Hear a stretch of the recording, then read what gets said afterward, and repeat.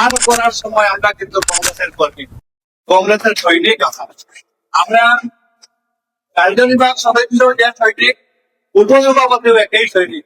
যে আমি উপসভাপতি জেলা সেক্রেটারি পাওয়ার কিন্তু আমার যোগ্যতা আছে, কিন্তু আমাকে সাধারণ সম্পাদক করা হয়েছে কিংবা আমাকে কার্যনির্বাহক সদস্য দেওয়া হয়েছে। এই কথা বলে গিয়ে আমরা আগামী নির্বাচনে যে আগামী হয়তো আরো 40 দিন 45 দিন পরে আমাদের নির্বাচন হবে, খুব সময় খুবই কম।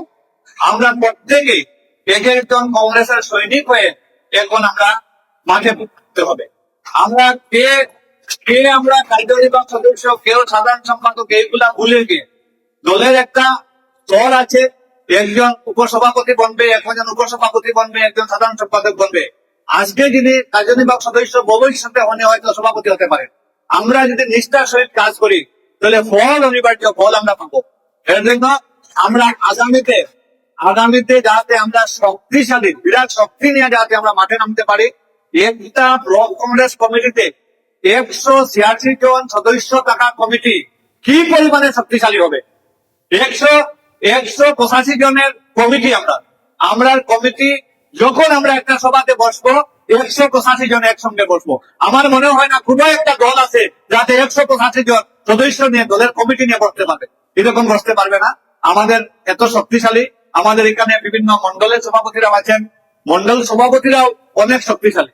আমার অনুরোধ থাকবো, কারণ দলের টিকিট কেউ পায় না, একজনে পাবে। দলে যেও টিকিট পায় না, একজনে পাবে, কিন্তু দলের টিকিট পাওয়া যদি অপেক্ষা করে যদি আমরা আজকে ফিল্ডে না নামি, আমরা তাহলে সময় আমরা কম পাবো। এর জন্য আপনাদের কাছে আমার অনুরোধ থাকবো, যারা আসেনি, হয়তো অনেকে বলছে ইফতারি দিতে হবে, রোজা মাসের জন্য অনেক অজুহাত দিয়ে, হয়তো একবারে প্রয়োজনীয় অজুহাত, কোনো পক্ষী নাই, প্রয়োজনীয় অজুহাত দিয়ে হয়তো আসতে পারেনি। কিন্তু এরা কিন্তু আমাদের দলের একজন কাঙ্গারি, একজন সৈনিক। এরা আসবে, তাদের অ্যাপয়েন্টমেন্ট নাম্বার দিবে, এদেরকে সঙ্গে নিয়ে আমরা প্রত্যেক জিপিতে মন্ডল কমিটি শক্তিশালী করব। আর মন্ডল কমিটি যখন শক্তিশালী হবে, তখন মন্ডল কমিটি দ্বারা বুথ কমিটি আমরা শক্তিশালী করব। বুথ কমিটি শক্তিশালী হয় না, তাহলে বুথ আমাদের পক্ষে আদায় হবে না। এর জন্য আমরা দেখেছি এখন যে কমিটির অ্যাপ্রুভেল হয়েছে, এই কমিটির মধ্যে 10টা মন্ডল আছে, 9টা হয়েছে মন্ডল, একটা হয়েছে শহর মন্ডল, সোনাই শহর মন্ডল। 10টা মন্ডলের মধ্যে এক একটা মন্ডলের মধ্যে ন্যূনতম 15 জন করে সদস্য আছেন ব্লক কংগ্রেস কমিটিতে। আমরা ব্লক কংগ্রেস কমিটির 15 জন সদস্য একটা মন্ডলে মন্ডল কমিটি নিয়ে বসে আমরা যদি বুথ কমিটি বানাই, তাহলে বুথ আমরা শক্তিশালী হবে। মন্ডল কমিটি ব্লক কমিটির 15 জন একসঙ্গে বসে মন্ডল কমিটিকে নিয়ে যদি আমরা ঘরে ঘরে যাই, আমরা বুথ আমাদের পক্ষে আসবে, যেও টিকিট পাব না বুথ আমাদের পক্ষে আসবে। এর জন্য আমার অনুরোধ থাকবো, সময় খুব কম, আমরা কাছে হাতে গোনা সময়, 2 থেকে 5 তারিখের ভিতরে নির্বাচন ঘোষণা হবে, একবারে 5 তারিখের ভিতরে নির্বাচন ঘোষণা হবে। 5 তারিখ নির্বাচন ঘোষণা হবে, হয়তো রোজা মাসের ভিতরে নমিনেশন দেওয়া দেওয়া সব শেষ হয়ে যেতে পারে। রোজার দিকে হয়তো নমিনেশন দেওয়া দেওয়া সব শেষ হয়ে যেতে পারে।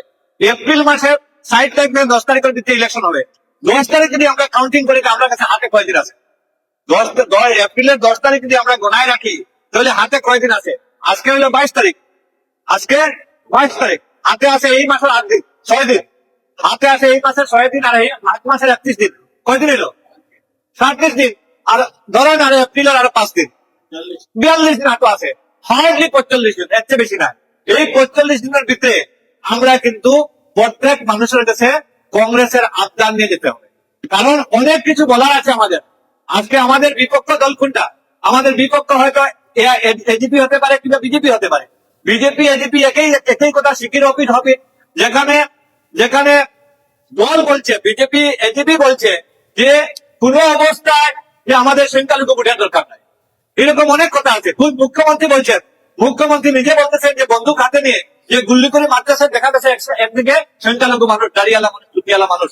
এইরকম অনেক কথা আছে ভোট আমাদের পক্ষে আনার জন্য। ভোট আমাদের পক্ষে আসবে। বিজেপি দল এই বর্তমান সরকার যে প্রতিশ্রুতি দিয়ে সরকার এসেছিল, এতটা কাজ করতে পারেনি। এর জন্য এখন ধর্ম নিয়ে রাজনীতি করতেছে, ধর্ম নিয়ে ভোট বিভাজন করার চেষ্টা করতেছে। সোনাইতে ধর্ম নিয়ে ভোট বিভাজন হবে না। আমাদের ক্যান্ডিডেট যেও থাকুন না কেন, 1 লাখ ভোটের ব্যবধানে জিতবে, 1 লাখ ভোটের ব্যবধানে জিতবে, জিতেন না কেন। আজকে যিনি বর্তমানে যিনি বিধায়ক আছেন, 5 বছর কোথায় ছিলেন? 5 বছর ওনাকে দেখাই যায়নি, 5 বছর মানুষ ফোন করলে পায়নি। এখন কি হয়েছে, লাল মাটি দিয়ে বার হয়েছে। লাল মাটি ওনার কাজ না, লাল মাটি গ্রুপ পেপারের কাজ। আজকে এমএলএ রা স্কুল কলেজ রাস্তা গার্ড করেছেন, প্রতিটি এমএলএ আজকে পিচ রাস্তা, ব্লকের রাস্তা, স্কুল কলেজ অনেক করেছেন। উনি একটাই কাজ করতে পারেননি, উনি এখন লাল মাটি নিয়ে বার হয়েছেন। লাল মাটি 25 বছর আগে ছিল, লাল মাটি 25 বছরের আগের লাল মাটি। এখন মানুষ এই লাল মাটি মানুষ চায় না, এই লাল মাটি মানুষ চায় না, মানুষ চায় পিচ রাস্তা, ব্লকের রাস্তা ডেভেলপমেন্ট চায়। এর জন্য এই মানুষকে সুনাইল মানুষ প্রত্যাখ্যান করবে। কিন্তু আমরা মানুষকে যদি ভোটারদেরকে ভোট ভিক্ষা না করি, ভোটারের পাশে যদি আমরা না যাই, তাহলে আমাদেরকে কেন মানুষ ভোট দিবে? এর জন্য আপনারা প্রত্যেকজন কর্মী, প্রত্যেকজন দলের সৈনিক, কেউ ভাববেন না যে আমি কেন ভাইস প্রেসিডেন্ট হলাম না, আমি কেন জেনারেল সেক্রেটারি হলাম না, আমাকে কেন মানে সদস্য করা হলো। আপনি সদস্য মানে আপনি সবচেয়ে উপযুক্ত, আপনি সদস্য আপনি সবচেয়ে উপযুক্ত, কারণ সদস্য প্রমোশন হয়, সদস্য একদিন জেনারেল সেক্রেটারি হবে, সেক্রেটারি হবে, ভাইস প্রেসিডেন্ট হবে। কিন্তু এই আশা নিয়ে, এই ভরসা নিয়ে আপনারা কাজ করতে হবে। একজন আপনাদের কাছে অনুরোধ থাকবো, যেহেতু রোজা মাস, আপনারা অনেক সময় আগে এসেছেন, আর একটাই আমার অনুরোধ থাকবো যে আমরা ঐক্যবদ্ধ ভাবে, আমরার মধ্যে অনেক সময় আসে যে আমরা আজকে অনেকে অ্যাপয়েন্টমেন্ট লেটার পেয়েছি, আমরা আজকে আমরা দলের একজন গুরুত্বপূর্ণ ব্যক্তি হয়েছি। আমাদের কাছে মানুষ যাবে, আমাদের কাছে অন্যান্য দল যাবে, যে আমাদের মনোবল ভাঙবার চেষ্টা করবে, আমাদেরকে ভুল পথে নেওয়ার জন্য চেষ্টা করবে, যাতে আমরা ভুল পথে না যাই। দল অনেক বিবেচনা করে আপনাদেরকে অনেক পদের মর্যাদা দিয়েছে। এখন যদি অন্যান্য দলে গিয়ে আমি ওই দলের সাধারণ সম্পাদক আছি, আমাকে কত টাকা দিয়ে কিনবে বলো, আমরা যাতে কিনার পাত্র না হই, আমরা যাতে কিনার পাত্র না হই, দলের একজন সৈনিক হই, এইভাবে চিন্তাধারা নিয়ে কাজ করতে হবে।